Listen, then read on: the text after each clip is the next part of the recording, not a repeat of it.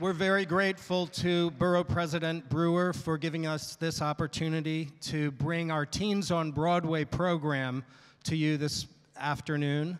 And one of the schools that has performed on our Broadway stage is Repertory Company High School, and they have something wonderful for you this afternoon. Have a great time.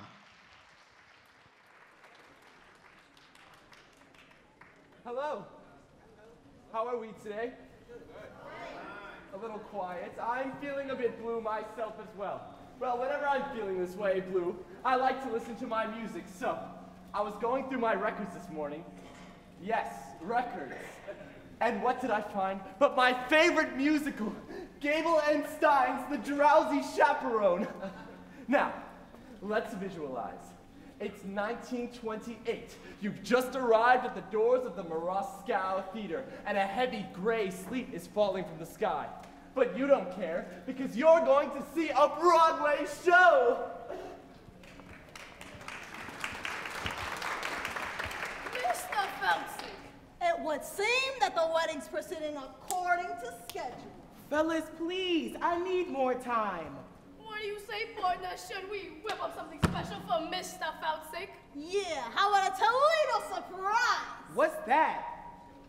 Why don't we give him a little taste? All right. Hold it. What style, what grace, what rhythm. Open your fist. Now, shake him. Now run that recipe by me one more time. Chop the nuts. Bake it up nice and slow. Then you got a Toledo surprise. Now sell it. Hit the beach, peel the skin, mush it up, throw it in. That's a tasty Toledo surprise. First you beat it up, then you sweet it up. So when you heat it up, if it starts to rise, don't let it, it's a snap. Try it, folks. Whip your waist, split your yolks, then you got a Toledo surprise. You boys are natural. Keep it up. Here we go. 1, 2, 3, go. Mr. Felsick? Whoa, what's going on here? Kenny, I'm developing a new act. Toledo surprise! You're putting gangsters in the show and you won't put me in? They're not even in the union! You got it all wrong. Let's do act. These new boys are your backup dancers. Backup dancers? Holy cats! Squeeze the cream through the pan, lick the spoon, flip the pan, make your bust your Toledo. Toledo surprise! Surprise!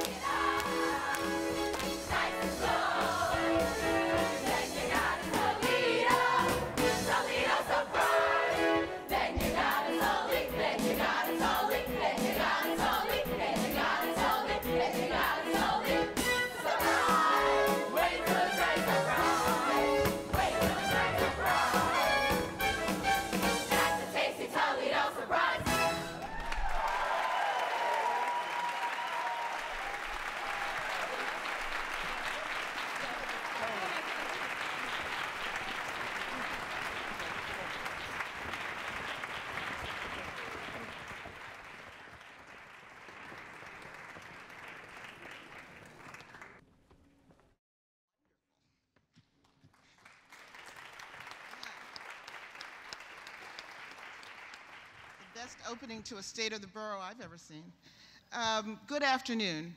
My name is Maxine Griffith, and I'm an Executive Vice President here at Columbia University. Thank you. On behalf of President Lee C. Bollinger and the students, faculty, and staff of Columbia, I want to welcome you to our campus and to Lerner Hall. As you know, this institution's full title is Columbia University in the City of New York. And since our founding in 1754, we have taken our responsibilities as New Yorkers very seriously. This is one of the reasons that we're so proud that the Borough President has chosen Columbia as the venue for her State of the Borough address and for the discussion that will follow. Of course, we're also extremely proud that Gay Brewer is an alumna of Columbia University. Columbia GS class of '97. All right. And by the way, she gave a fantastic and inspiring commencement address at the last commencement of that school. I am also personally very proud that Gail has been a friend and colleague for more years than I'm going to tell you. We met as young women when she was a top aide to then Councilwoman and soon to be Borough President Ruth Messinger, and I was an urban planner working for then Borough President and soon to be Mayor David Dinkins. And where's David? And it's really wonderful to have them both here today. Finally, the Borough President has been quoted as saying that she very much cherished her time at Columbia and the people she met here. Borough President, please know that we cherish you in return, and we are honored that you are here to give this important address at this critical time in our borough in the city's history. And now I'm going to ask you to welcome Aldrin Bonilla and Joseph Garba, Deputy Borough Presidents, Borough of Manhattan. Thank you.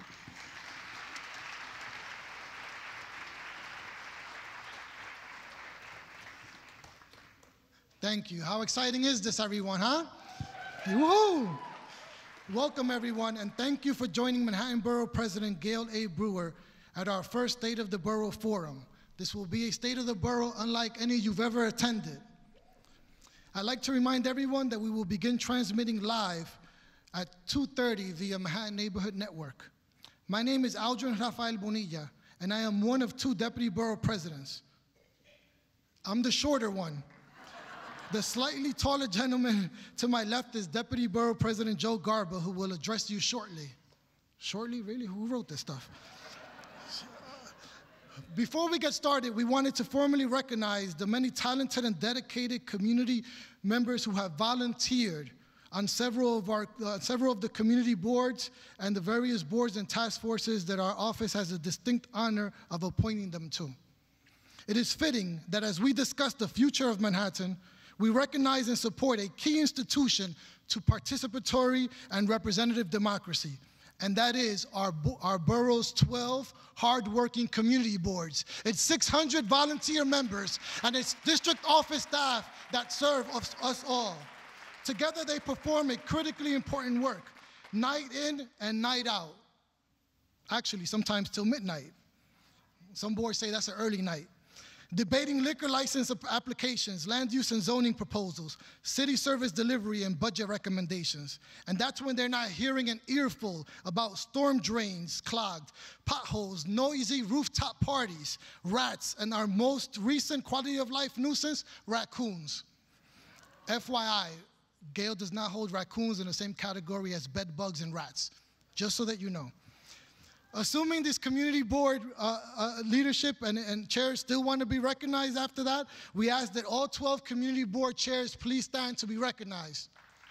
Thank you. Thank you so much for your service. Thank you. We also have the privilege to appoint all the members of Manhattan's Solid Waste Advisory Board. I can never say Solid Waste Advisory Board without laughing a little. Imagine having to be the one to recruit, hey, would you like to join a Solid Waste Board? It's tough. So the Manhattan SWAB, a better sounding acronym, is New York City's premier environmental organization dedicated to increasing recycling, composting, renewable energy, reducing our carbon footprint, and securing a sustainable Manhattan. Actually, no conversation of Manhattan's future can take place without the work that SWAB does to keep everything and all of us operating in a sustainable manner. So we'd like to thank the SWAB chair, Brendan Sexton. If Brendan Sexton's here, thank you for your service. At this point, we'd like to thank the many staff in the Borough President's office who work directly with community boards, community organizations, community association, tenant leaders, and constituents. You know how big we are in constituent services. And that work is headed by the leadership of our team, the Director of Community Affairs, and the Director of the Northern Manhattan office, and all the community liaisons and the community constituent representatives. So we'd like to thank them as well. I'd like to turn the mic over now to Joe Garber. Thank you, Aldrin. In addition to our appointments to Manhattan's 12 community boards, the Borough President's office makes a wide variety of appointments to the city's education, environmental, cultural, youth, transportation, economic development, and planning agencies and commissions. We also appoint members to conservancies, trusts, parks, site-specific boards, and to community education councils, to hospital community advisory boards, to community and local development corporations, and to business improvement districts. At this time, we'd like to recognize all of you that serve on our extended team. And I'd like to ask all of our Manhattan Borough President appointees who are in the room to please stand up and be recognized by your colleagues and friends.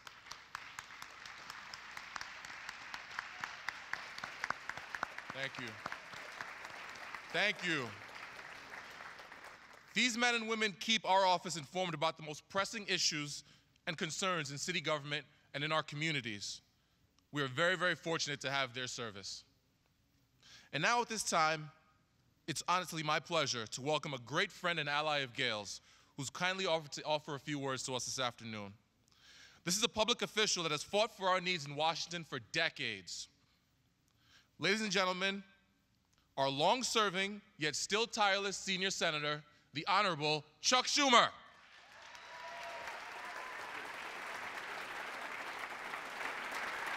Thank you. Good afternoon.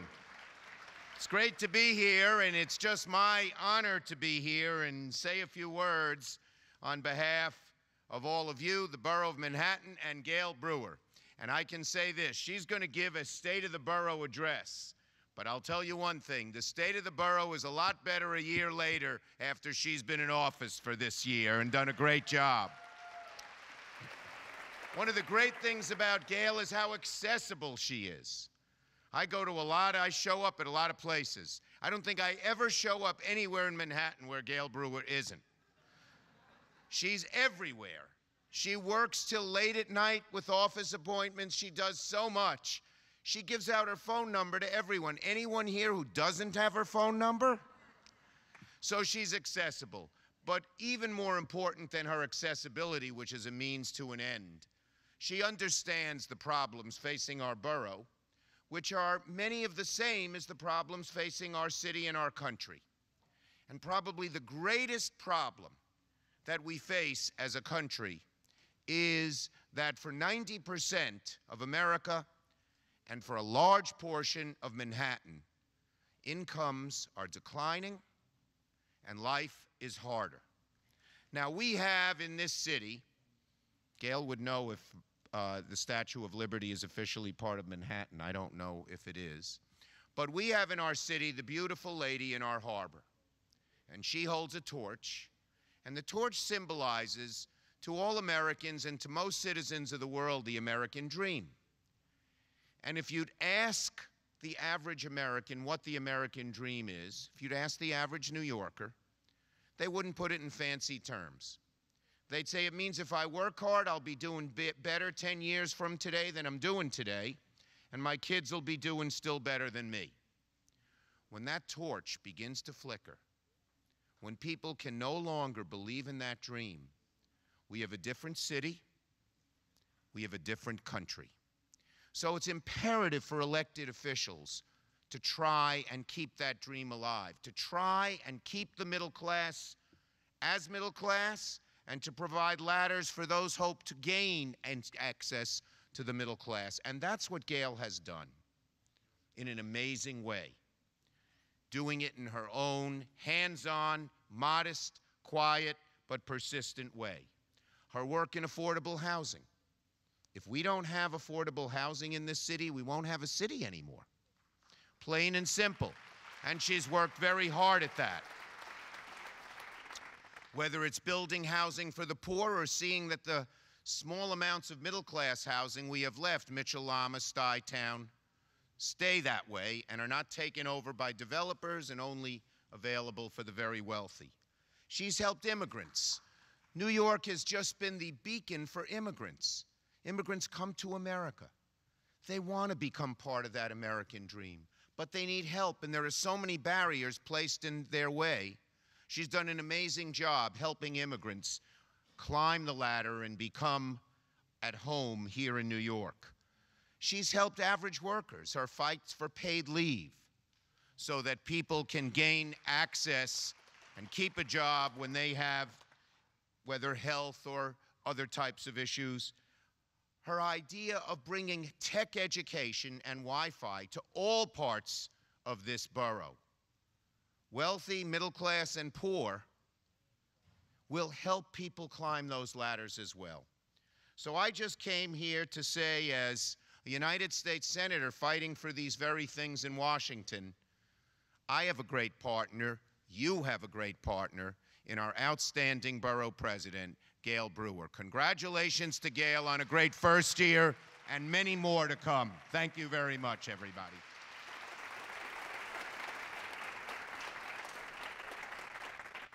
On behalf of my friends, family, neighbors, the City University of New York, and my fellow community board members, I am honored to be part of this year's State of the Borough. I take great pride being the youngest community board member to represent Chelsea and Hell's Kitchen, a community I proudly call home.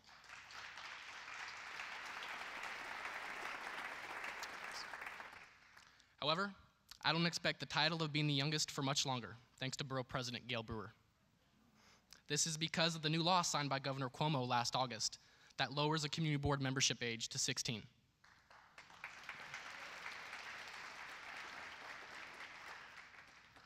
Legislation championed by Gale Brewer while on the City Council. Absolutely.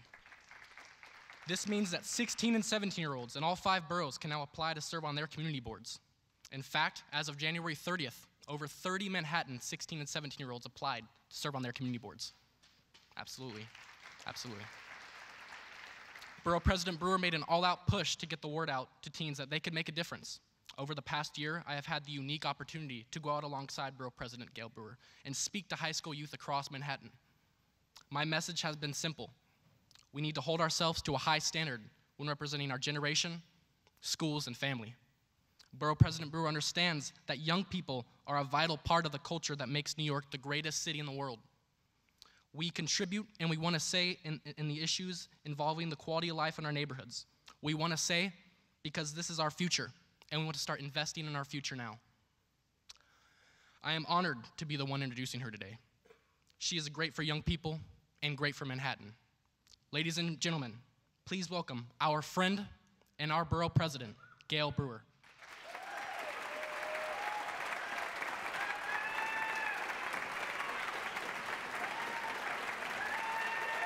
Please sit down. I'm totally embarrassed. Thank you very much for being here today. Thank you. Thank you all very much. And thank you, Austin, for those inspiring words. You are awesome. Let me tell you about him. You know, I appreciate how seriously you take your studies. He's at City College, and I love that you instructed the 16 and 17-year-olds at our Community Board Forum for teenagers to do your homework in advance of any community board meeting. And I know that as a member of Community Board 4, you wear a suit and tie to every meeting, and you read all the material in advance. And I'm delighted that you are a huge football fan, you play in Chelsea Park, and you are obsessed, Austin, with the Super Bowl. But more importantly, you practice time management, which I need to learn. But more importantly, most importantly, I am honored to be introduced by you. Thank you, Austin. And while I'm on the topic of impressive youth, what a fabulous start to the afternoon from Teens on Broadway. All that talent comes to you direct from Manhattan's Repertory Company High School for Theater Arts in Midtown, and it's easy to see that these teens are destined for great things. And last summer, our office published an arts report calling for better arts education in all city schools so that more students have access to the city's top cultural institutions. I want to thank Senator Schumer. And I want to thank Manhattan Neighborhood Network for broadcasting this forum as a live edition of Represent NYC. It means a lot to us. So during the past few weeks, New Yorkers have been wending their way through a blizzard of state of addresses at all levels of government. Thank you today for both braving the weather and another speech to join your friends and neighbors this afternoon. But our event is a different state of, because we're listening to what New Yorkers have to say. I've invited 4 Manhattanites whom you'll meet in a moment: Jaime Estades, Gigi Lee, Carl McCall, and Ruth Messinger, to have a conversation about the challenges we face throughout the borough. These 4 thought leaders reflect our borough's diversity and are known for their creativity and dedication to New York, mostly to Manhattan. At last January's inaugural, I quoted Mario Cuomo's storied remark that you campaign in poetry and govern in prose. Well, over the last year, we've waded deep into the prose, working hard with many of you on housing, homelessness, schools, technology, arts, development, police community relations, quality of life, and many other issues. I promise that we do this together as a real participatory democracy, where my office is always open, my cell phone and email are always overflowing, and with a staff dedicated to serving all the communities in Manhattan, and I think we have. If there's anything my staff has learned this year, is that constituents on my mailing list don't just get my newsletters, they have my personal email, my personal cell phone, and they know where I live. I love it. You can read about what we've accomplished together in the newsprint publication that you got when you came in. You were handed it, and this information is also available on our website, and it lists all the many aspects of issues that we've been working on all year. Getting a seat at the table with your neighborhood and elected officials is where government must start. We've put that into action with our launch of the African Immigrant Task Force and their fall forum on the Ebola crisis, with our education town hall meeting with Chancellor Carmen Farina, and over 100 parents, CEC members, teachers, principals, community board members, and of course we had a fall arts mixer at El Museo del Barrio. Just last week we held our first community police dialogue in Northern Manhattan that brought together members of the NYPD with all sectors of the community, but especially with young people. More than 135 New Yorkers sitting down in small groups, even in very bad weather, to discuss policing in communities of color, civil rights, and neighborhood safety. We had teams sitting side by side with NYPD officers. Our moderator was civil rights attorney Norman Siegel, and we had fantastic opening and closing remarks from NYPD Chief of Department James O'Neill. As I have said many times, a city government that works from the ground up is the best form of democracy. In our invitations to this event, we asked residents to tweet their thoughts on what is your vision for the future of Manhattan.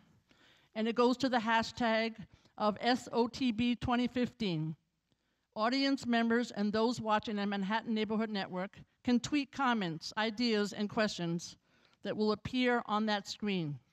Your tweets and written comments will be saved and reviewed. Normally, you're asked to silence your phones during events like this, but today, I hope you have your phones out, your thumbs working to join in the Twitter conversations. For those not on Twitter, and I know there are some of us, who have questions or suggestions, we have index cards you can fill out and leave in the front lobby, and every single one of them will be followed up on. We also ask the same question, Twitter question: what is your vision for the future of Manhattan? To all the elected officials who have kindly joined us here today. Only we made it a little harder for them because we're posting their video comments on Vine. Vine is Twitter's video sharing service that lets you record 6 seconds, looping video clips that can then be published through Vine's social network and shared on other services. Of course, for any politician to say anything in 6 seconds is hard. But you can see they've managed. You'll see their responses on our Vine and Twitter accounts. I am deeply, deeply honored to have so many of my colleagues in government here today, and I want to recognize them. Certainly, my former boss, Mayor David Dinkins, Public Advocate Letitia James, State Senator Bill Perkins, State Senator Brad Hoylman, Council Member Margaret Chin, former Council Member Robert Jackson, Council Member Corey Johnson, Council Member Dan Garodnick, Council Member Helen Rosenthal, Council Member Mark Levine, Commissioner Dr. Franoska Peña-Mora, Department of Design and Construction, Commissioner Mitchell Silver, Department of Parks and Recreation, thank you. Assembly Member Rebecca Seawright, thank you. Executive Director of Port Authority Patrick Foy, and NYCHA board members Patricia Bird and Victor Gonzalez, and Council Member Udanis Rodriguez. Thank you all very, very much. Finally, I'd like to acknowledge the talented and dedicated community members who have stepped forward to volunteer on behalf of our office. Deputy Borough Presidents Aldrin Bonilla and Joe Garber recognized many of them earlier, but please accept my profound thanks also. Thank you so much, really. It's a lot of work. You can serve Manhattan in so many ways, through membership in your union, on your community board, by organizing your block, sitting on your tenants or co-op board, or joining the PTA at a school. You serve by delivering meals to seniors, or reading aloud to kids at the library, or keeping your local park green and clean.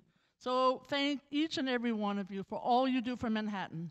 And please know that my office is here to support you and to serve you. So just in 2014, we did a few things that I want to add to the list. We helped more than 1,000 people through various constituent services. We co-sponsored 31 pieces of legislation in the City Council, 3 of which have passed, plus 1 resolution that became state law. We made recommendations to the city on arts education. We made recommendations to the Department of Education about their summer meals program, and we're always recommending things about technology in the schools.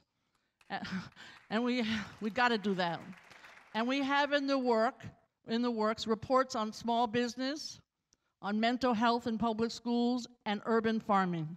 We bring together people to improve the borough, whether through the formation of early planning groups like the South Street Seaport Working Group, or through farm tours of Orange County to promote city procurement of healthy, locally grown food. So there's just so much to be done. I just also want to mention Tony Marks, head of the New York Public Library. I want to make sure that he's also recognized. I appreciate him being here. So, without further delay, although there are hundreds of other things to list, but without further delay, let's bring out our panelists and start the real conversation. Thank you so much.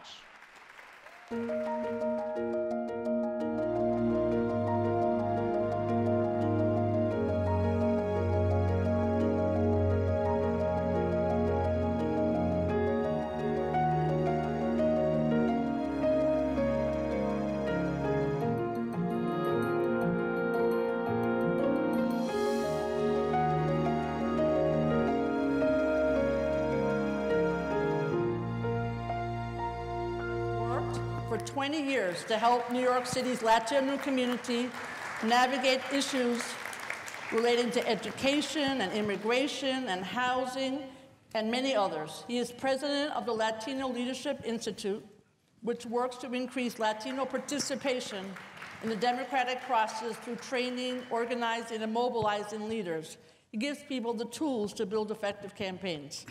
He is a consultant to the Barica Neighborhood Health Center in East Harlem and an adjunct faculty member at the Rutgers University Graduate School of Social Work. Thank you very much. Thank you. And this is Gigi Lee, who was elected chair of CB3, that's Community Board 3, in 2012. She became New York City's first community board chair of Chinese descent. With nearly 5 years of service on CB3, she has co-chaired CB3's Chinatown Working Group's immigration and social services team and served as a liaison to many other teams. She is currently the co-director of Neighborhood Family Services Coalition, a not-for-profit organization focused on transforming best practices to policy for children, youth, and families. Carl McCall. We all know Carl. We love him. He was the first African American to be elected controller of New York State, serving from 1993 to 2002. His robust public service career includes 3 terms as a New York State Senator representing Northern Manhattan, and appointments as Ambassador to the United Nations, Commissioner of the Port Authority of New York and New Jersey, and Commissioner of New York State Division of Human Rights. He has been a passionate advocate for public education.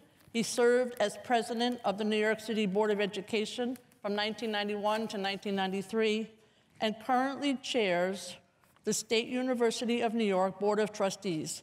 He is also an ordained minister in the United Church of Christ. Thank you, Carl, very much for being here.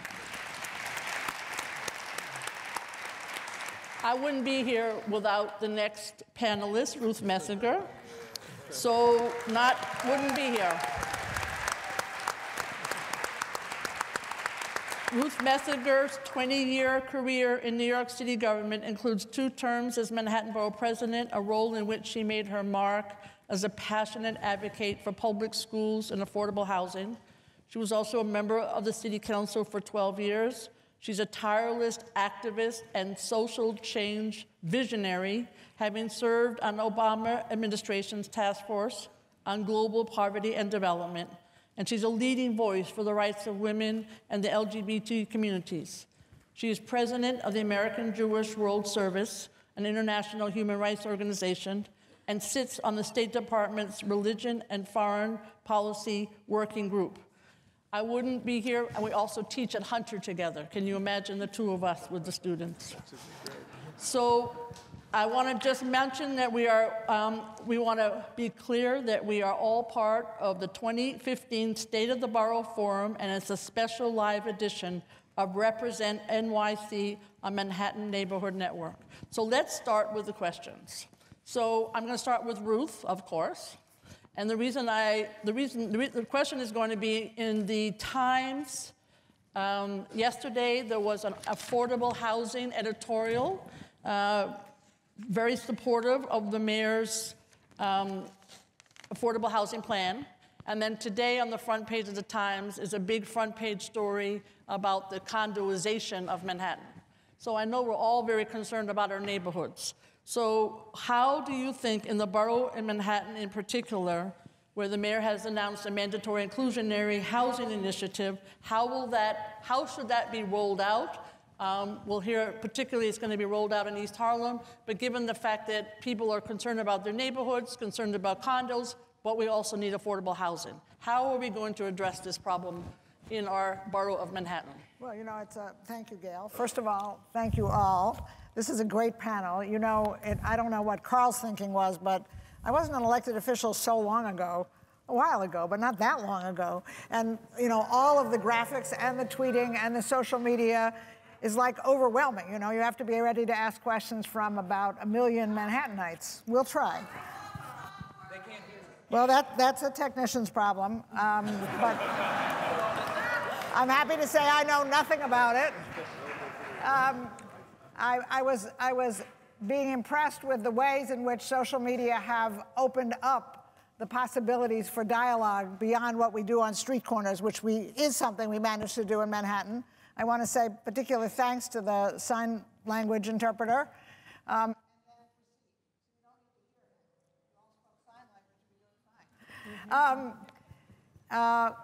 The question of housing, I think, is a critical one. And I want to approach it in the two different directions that you raised it, Gale. First of all, I found the story on the front page of the Times today alarming. This is all private housing and private purchase, and it will continue. It's a piece of what is great about our borough is that the entire world seems to want to live here. Those who can afford it buy units. They buy units very often in the names of corporations, so you don't even know who they are. And the Times story, for those of you who haven't seen it, is partly suggesting, which has its pros and cons, the large number of apartments that are bought by people who don't live in them. They come here occasionally. I understand that, but that's also a problem for neighborhoods. It means it's hard to plan for how many people are really there. I think it must be challenging for people in some of these very fancy buildings on the west side to be in a very fancy building where only 30% of the tenants are ever there. That must be a strange issue and feeling. So I want to do about it. What I want to say is I think I think that's fine. I think there's nothing to do about those purchases. I don't think there is. That's a private market. And I think it makes the mayor's plan for affordable housing that much more critical to work on with the administration. The mayor has clearly said we definitely need more affordable housing, and the only way to get it, I don't think it's the only way, but I think he's right that it's a critical way, is to allow additional zoning and then provide set-asides. And the question which everybody asks, starting with our students at Hunter, is what's the definition of affordable? What's the percentage? And what else is going to be done in our neighborhoods to deal with both the additional people and the implications for gentrification of the neighborhood? And those are critical questions, but I like the tone of the Times editorial, which was, this is a bold idea. That's what we're looking for from executives. And this is the precise audience and the community board structure that we have in general and that you've invested in heavily in Manhattan to push to work out the details with the administration so that we really are benefiting not only the individuals who will get those affordable units, but the neighborhoods. All right, thank you. Jaime, you're in East Harlem, and one of the neighborhoods selected to have upzoning is East Harlem. How do you think we could do that correctly? Well, I have a different take in terms of how most people, especially in the media in New York City, are evaluating the mayor's plan. For example, in East Harlem, the unemployment is from 16% to 20%. During the recession, it was around 23%. If you think about it, 23% was the unemployment during the Depression in the 1929, 1930s. East Harlem also is the #1 in the nation in terms of pediatric asthma hospitalizations. #1 or #2 in asthma and diabetes is ground zero, basically what is happening in East Harlem. And then I think what Roosevelt would have done under those situations, and the blueprint is there. The blueprint is let's develop more jobs, let's create more low-interest loans for small businesses and also for people to develop commerce, etc., but also strengthening unions, different things. After the Second War, we had the GI Bill. The GI Bill created the middle class in the United States. One of the main factors, not the only factor, but the main factor that created the middle class in the United States. And what they did was that basically democratize higher education, give low-interest loans to individuals, to members of the community, to basically pay for homes and to get mortgages, not to developers, not to corporations. Okay. All right, so that's a good approach. Okay. Then we have the war on poverty, and I'm going to make it yeah, because we want to just talk about housing. We'll come to other issues. So what you're saying is we need mortgages to be able to, we need to preserve as well as get jobs. But in order, when we talk about affordable housing, it's affordable for whom? Okay. That's the question. Okay. And the people in East Harlem, 50% of the people in East Harlem 60% of people in Harlem make less than $50,000. Around 30 makes it less than $35,000. So it has to be. So it's not affordable for them. Okay. So I just want to say a couple of things. The remedy that the mayor basically is proposing, which is a good one and it is great for legal aid, is $36 million for legal aid. I think that that's great for legal aid. Well, legal aid is suffering right now. Those $36 million is basically for the case law that they already have. That is not going to mitigate the gentrification that is coming with this. Okay, that's very helpful. It's not going to do that. All right, Gigi, as chair of a community board, you have to deal with some of the proposals that come to the community in terms of development. You are in a very challenging, vibrant, wonderful community. How do you deal with the need for affordable housing? So affordable housing is, affects every neighborhood, but I think particularly in the Lower East Side, we are working on a Seward Park urban renewal agenda. A lot of you guys know it's the largest parcel, open parcel, south of 96th Street, and it's a 1.5 million square foot mixed-use development. We're getting 1,000 units of housing, 500 of which are permanently affordable, and which we consider a big win. We worked with our elected officials, and I think one of the great things about that process is that we fought very hard for 5 income bandwidths, and we also have to remember we also have, when those units become available, preference for residents who currently live in the community, right? So I think we also have to think about individuals who have been in the community, have helped improve the community, and they deserve affordable housing and continue to live in their community. We also have to think about the range of, right now we always use the example, if you have one school teacher and a civil servant, they also should be able to continue to live in high quality housing in their community and raise kids in their community. So I think we also have to think about the whole bandwidth in terms of income, eligibility, and also for seniors. We had 10% set aside for senior housing. It's imperative that seniors are able to age, where they had a family growing up, and so I think those things were very important in that process. But back to the mayor's affordable housing plan, as a community board chair and someone who's gone through this massive development process from the community perspective, I think it's important to have local stakeholders engaged throughout. Good point. Okay. So, Carl, I'd love to discuss CUNY and SUNY and just higher education with you. I know that you have a huge background. And so the question is, where do you think CUNY and SUNY, in particular, should be having an emphasis, and how do we prepare students? This is the question that we're all asking in a rapidly changing workforce to take advantage of Manhattan and the cities, all of our cutting-edge industries, the investments, the innovations, entrepreneurship. So how do we get students ready for the future? Well, first of all, I want to thank you for having me here. Thank you. Ruth and I, the fact that you've brought us back to where we all started. We appreciate that. Well, thank you for asking a question about SUNY. Citizens in New York have a great opportunity in terms of having a high-quality public education system that is affordable. CUNY and SUNY are the most affordable higher education opportunities in the entire world. So we're very fortunate about that. And let me just put in a word for SUNY. One of the things we offer, if you'd like to stay in the city, you can go to CUNY, and we support that. But SUNY, we have some unique opportunities because we can get students out of the city where they can come to some of our colleges in places like Buffalo and Albany and other parts of New York State where they can have a campus experience, which I think is very important for kids from the city. Gale is smart enough to have sent her son to Buffalo State, one of our colleges outside of New York, and I know he's had a great experience there. And so that's something we offer. The biggest issue we face right now is the fact that the students who are coming to us from New York's high schools are not prepared for college. We've increased the graduation rate, it's up in the 70s, but the rate of students who are prepared for college is in the low 20s. So we have to address that. So those of us in higher education, we have to own that problem. At SUNY, we supply 40% of the teachers who teach in New York. And therefore, we've got to do a better job of training and preparing those teachers for the job that they have to do in terms of preparing students to send to us.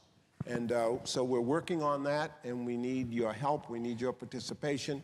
But the point is that education is our future. If we do not prepare our young people for the jobs that are available now in the STEM industries, we just are not going to have a viable future.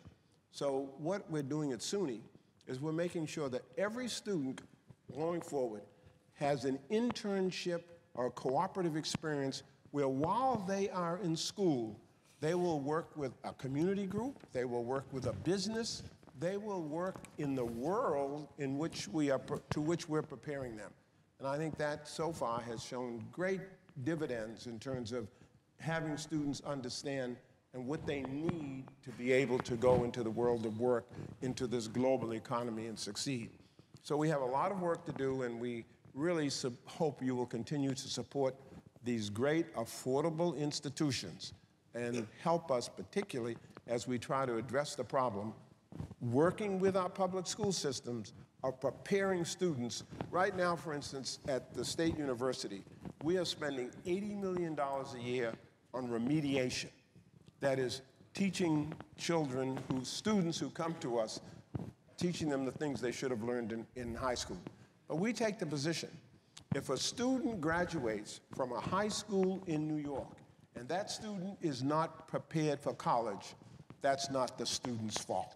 That's the fault of our education system, and that's what we have to fix. And what, you talked about the internship, but I know a lot of the SUNY graduates in education do come back to the New York City public schools, I would imagine. Most of them, not only do they come back to New York schools, most of our graduates come back to New York City and New York State to work. We are preparing the workforce for the future of New York. Okay, all right, Spencer.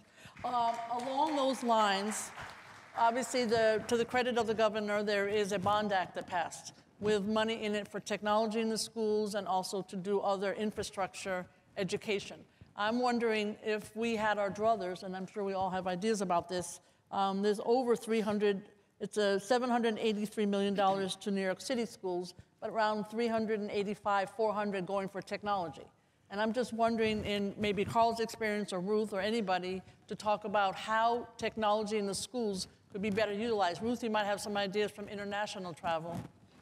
Well, I would just say that this is an area in which those of us who didn't grow up with this don't know nearly as much, are not nearly as creative about how to use it. Everyone here is learning, everyone here is doing it, but if you want your computer fixed or you want to learn how to do something, you ask a 12-year-old or a 9-year-old. And so I think part of this issue really is emphasizing to the administration and teaching faculty in the schools that this is absolutely essential learning, and that, quite frankly and honestly, if they can't do it, then they need to take courses, remediation courses, to learn how to do it. It's something that you need to build into teacher training programs early on. And then we have the challenge in New York, which I hope will be part of the Bond Act, that we have school buildings that are 125 years old, and they're barely working literally on the same current that you and I use to plug in our devices, much less not being ready for computers that sometimes have been sent to them and are sitting in the basement. Jaime, I know that you've got a lot of community experience and done a lot of organizing, and the world's changing. So I am a big believer in trying to cut this digital divide and get rid of it. The mayor came up with payphones being Wi-Fi. That'll help a little, but it doesn't get into the depth of what we need in terms of cutting the digital divide and free Wi-Fi. Is that something that community members are focused on, or do you think it needs to be focused on? Well, I will combine the answer with what Ruth was talking about and the other question, is the issue of technology and access to technology. In poor neighborhoods, you have a lot of the students and a lot of people who don't have access to iPhones, computers, etc. So they are behind other students and other people in other neighborhoods who have access to that. So the Wi-Fi become irrelevant if you don't have iPhone and you don't have a computer. So it's very important that, for example, some of the monies that are being utilized for the schools are distributed depending on need, especially in those schools that don't have enough computers. So then those students can learn about how to use them, how to use iPhones, etc. People think that the iPhones are available to everybody, the new ones, and they are not really poor people really don't have them or don't have access to Wi-Fi.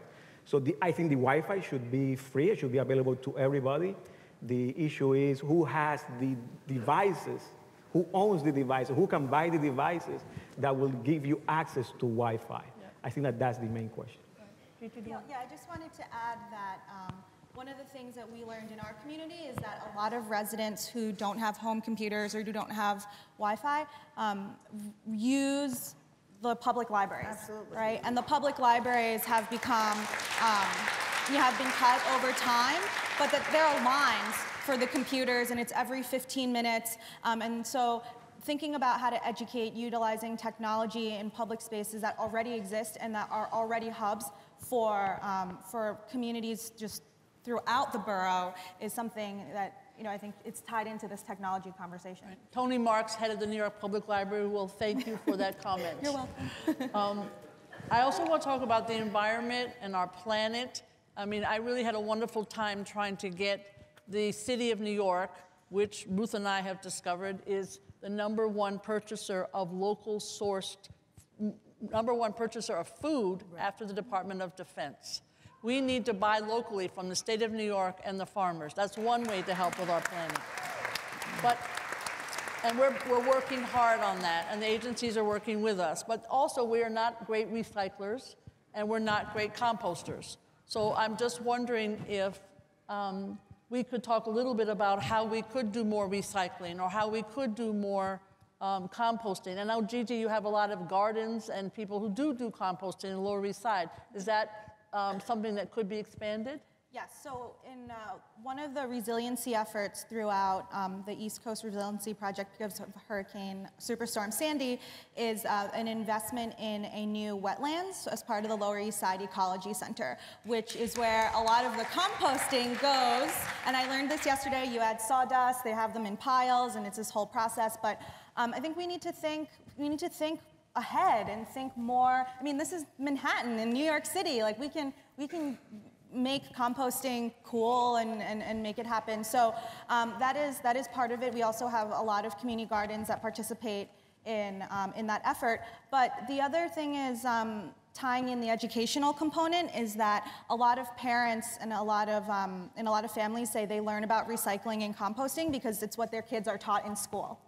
And so starting young and them bringing those habits from school into the home, that has been, we've learned, very successful. Great. Carl, is that something that SUNY, I mean, you have a big environmental program, I'm sure, and CUNY does. So why don't you talk a little bit about statewide, how we're focused on the environment? We're focused in many ways. One of the things is, at SUNY, we have several schools of agriculture in upstate New York. And we are working with them, and they are developing new material curriculum that we will introduce in high schools throughout New York State. So it's really an educational issue. We really have to educate. Everybody seems to be committed to improving and protect the environment, but like everything else, we need the tools by which we can do it.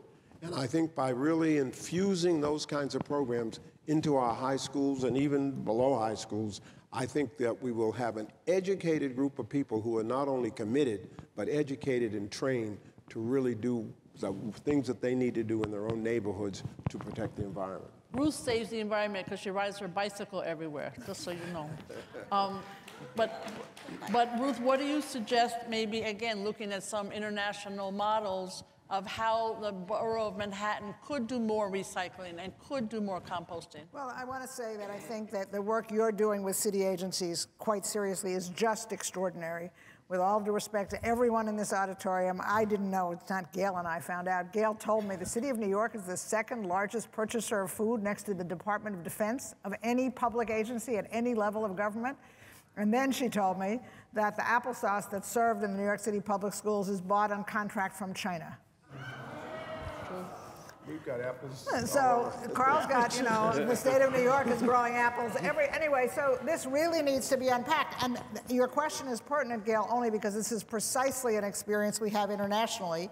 The United States government has long-time agreements to buy food from large agribusinesses, and by law, we've changed the law now, I'm happy to say, but by law to ship it on American ships to communities where there's a food disaster but we're right next door. I mean, you know, in the neighboring country, there are farmers. So not only are the farmers not called on to provide food locally, but their food business is undermined by the large dumping of food from the U.S. and Western Europe. So we're making that a locally sourced commitment. We've changed the U.S. law, and I think exactly the same thing has to happen here. And the City of New York has to be pushed through all of the work you're doing with agencies to look for everything possible way of local purchase and to educate people around that. You ought to know in the school, this is where it's being bought. And if you compost this is how much money you save the City of New York, and this is how you, in fact, help local gardens. And it's just a learning process. Right. I mean, I know in East Harlem this is an issue. And health-wise, saving the environment, people want to participate. And I know particularly at NYCHA, you know, there's an interest, but not enough support from our government to be able to help people recycle. Well, education is extremely important. That's the number one thing, as we all know. However, there has to be more efforts in terms of training people and educating people about the importance of recycling. The environment in which, literally the environment in which we live right now, require us to put more efforts in doing the recycling, especially in this type of neighborhoods. Maybe with the new type of investment that we're going to be doing in East Harlem, especially if we do it economically, I think that there will be more options in terms of trainings for the community in order to do this.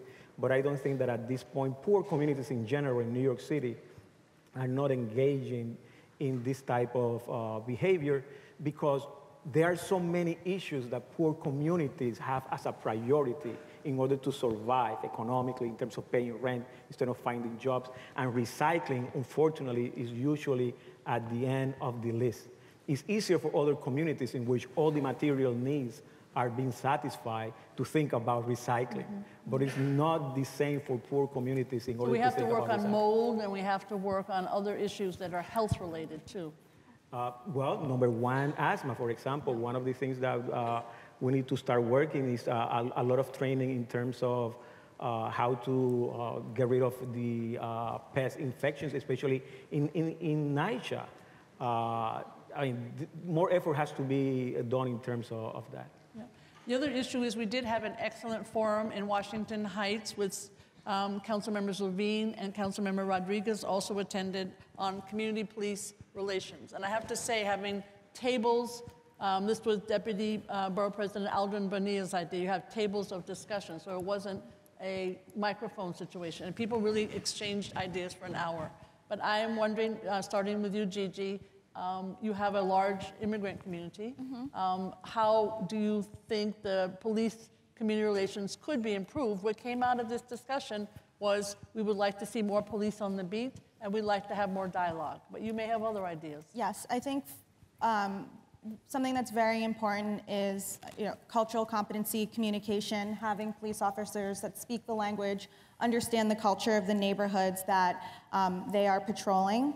I think that it's important that they see the police officers on the street doing a variety of supportive activities with either their community affairs unit, and that they see them just every day as part of their daily lives, and working with all of the, especially times of need. So during Superstorm Sandy, we had police officers going up and down towers, helping senior citizens, right? Those are the positive things that don't get quite as much coverage that we need to, think about as an overall service that they provide. Carl, this is probably something that you know about, but also your students. Sure.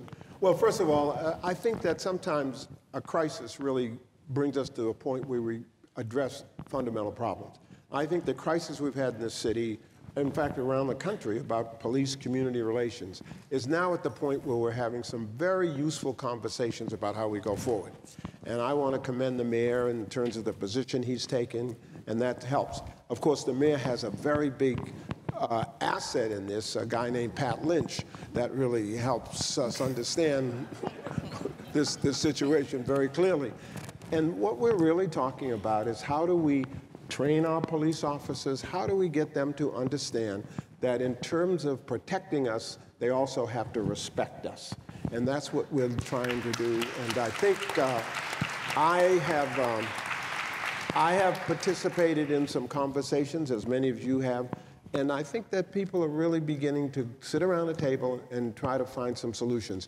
And there are very responsible voices within the police department, police officers who are coming forward saying, we do want to do a better job. We know there are some deficiencies, and now we have an opportunity through this dialogue to overcome those deficiencies and really develop sound and better relationships with police and the community. So I'm feeling pretty optimistic about where we're going.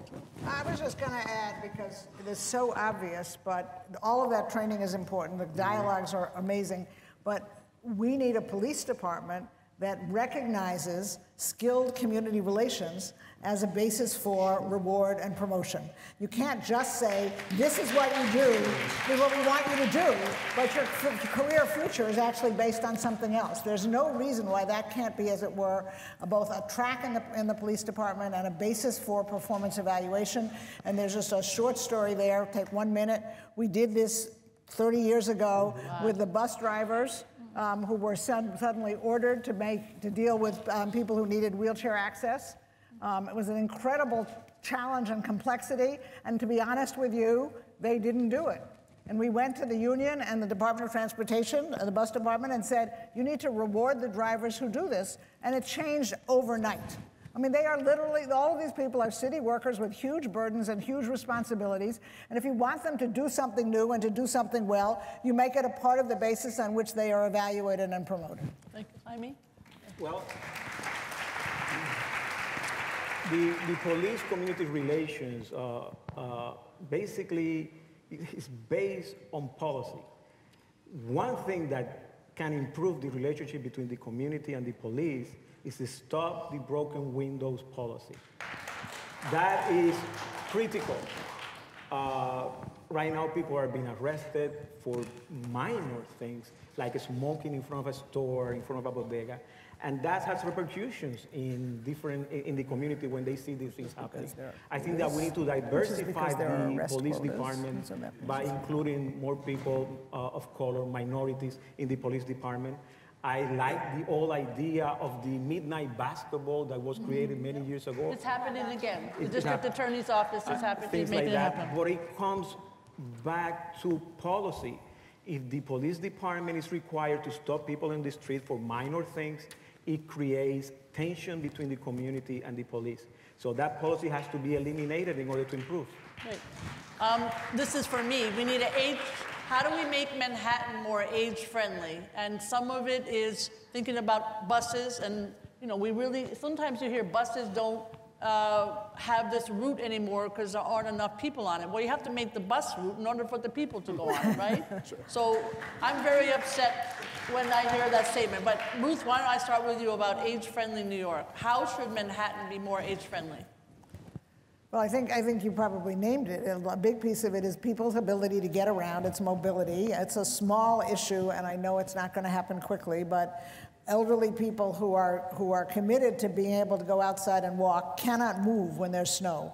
And I don't just mean on the day there's snow, that's fine. I mean the way the snow collection doesn't proceed, those of us who are still fortunate to be reasonably able-bodied have to climb these little mountains at every corner. And so it's a question of really sort of opening up access for people to be able to walk. It's definitely transportation, but it's also those small amenities. So I know in some neighborhoods, stores now have programs that seniors can stop in, that they have bathrooms, that they give out water, that there are days where there are senior discounts. I think we need to understand, and Gigi talked about this before, seniors want to stay in their own neighborhoods. And so neighborhood by neighborhood, we have to look for assets that relate to a population that, by definition, is going to get older because, thank God, people are living longer. We want to make sure that their living is really comfortable. Gigi, you should talk a little bit about this from your community board experience, but also I want you to address the issue of what are we going to do about saving our mom and pop stores? That is a big issue for me.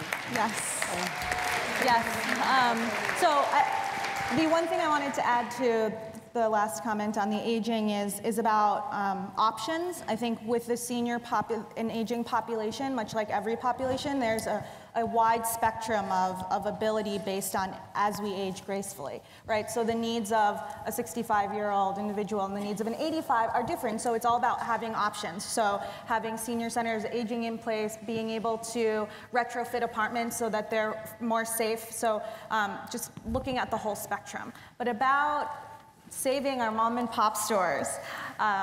Retail diversity has been a huge challenge in the Lower East Side, in the East Village, where we are seeing a predominance of a particular type of industry. And what we're really trying to do in our Economic Development Committee, for example, is we put together a guide for small business lease negotiations. We sent out letters to, it's not easy starting a small business, right? So that's the first step is, are you negotiating with the landlord and getting a fair rate for rent? We also need to think about approaching it from the other angle, which is telling landlords to think about what's good for the community and maybe holding out so that you might necessarily not, the nightlife purveyor, or that there's enough of those, and that maybe consider other options that your neighbors really want. Lastly, a lot of program and landlord incentives, again, going back to an example for Superstorm Sandy, when those checks come in, they're going to the landlord and they're not filtering down to the small business owners, and they're the ones that are running the business and are really getting impacted every single day that store is being closed. So also thinking about policy when there's reimbursements, that they are trickling down to the operator. And in East Harlem, I know you're always trying to save the mom and pop stores. Well, definitely, that's the life of East Harlem. But it's still, there was a study made by the Business Council of East Harlem a couple of years ago, and $484 million are spent outside East Harlem, even when it's a poor community. So we need to develop more small businesses, but also a lot of small businesses are disappearing because they cannot pay the rent and the mortgage that they have to pay right now. So I think we need a program that basically helps for them to have access to low-interest loans for small businesses.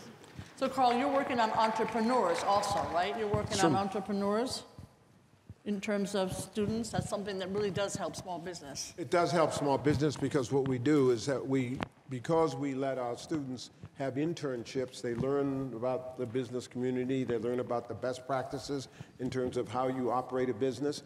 And what we're trying to do is have our students prepared so that when they go out to become entrepreneurs, they know what to do. But I want to get back to the point that you made about making sure that small businesses, whether they're mom and pop stores or other small businesses, have access to capital. Yeah. That's really the key. We really have to say to the banks in terms of they want to do business in our city, they want to do business in our state, we really have to say to them, what are you doing in terms of making capital available to the people who really need it at the bottom? Because that's the way we turn things around. Absolutely. So I want to do very fast 1-minute closing statements. Jaime, just one quick statement about what you'd like to say about the future of Manhattan. Well, the future of Manhattan, I think, is great under your leadership, of course. Quick. But I think that we need to, one idea that I will recommend is that we need to start developing uptown and not so much midtown. For example, and I want to push one idea, is that, for example, in East Harlem, there are a number of theaters, and people have been proposing for a long time creating a theater district uptown, especially in East Harlem. I'm all for culture, arts education. So you combine economic development and art together, and we can develop a lot. Gigi? Yes.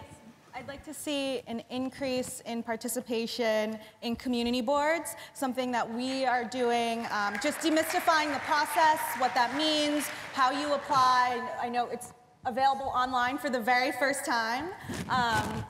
But also, and of course the 16 and 17-year-olds, but also something Community Board 3 is doing is having all of our major events and announcements, everything's in 3 languages, English, Spanish, Chinese. Language access is incredibly important because that's your first, you want everyone to feel invited and welcome. Well, take advantage of the great cultural, but also the educational institutions you have, particularly the public ones.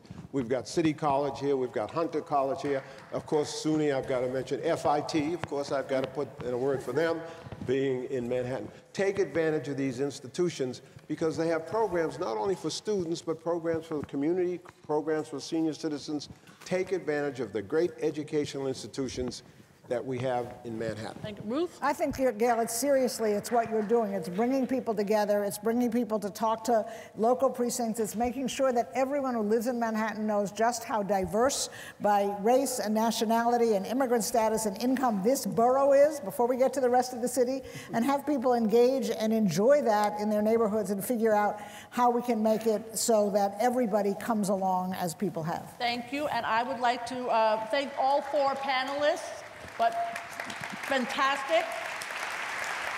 I also want to recognize Controller Scott Stringer, Assemblymember Linda Rosenthal, Ambassador Susan Johnson-Cook, Assemblymember Rodney Bichette, who came all the way from Brooklyn. I just want to add that. And Jace Hershenson, Senior Vice President at CUNY. And just to close, to thank each and every one. We're going to continue these conversations, whether digital or not. I want to thank the ASL signers, Bill Moody and Janet Owen. Thank you very much from All Hands in Motion. I want to thank Manhattan Neighborhood Network, particularly President and CEO Dan Coughlin, Managing Director Greg Sutton, and Zenaida Mendez, Director of M&N at El Barrio. And thank you, Columbia University. Manhattan would not be the great place it is without all of you. I thank you from the bottom of my heart, and I thank all of the Manhattan Borough President staff. And now, please join us for reception and have something to eat. Thank you very, very much.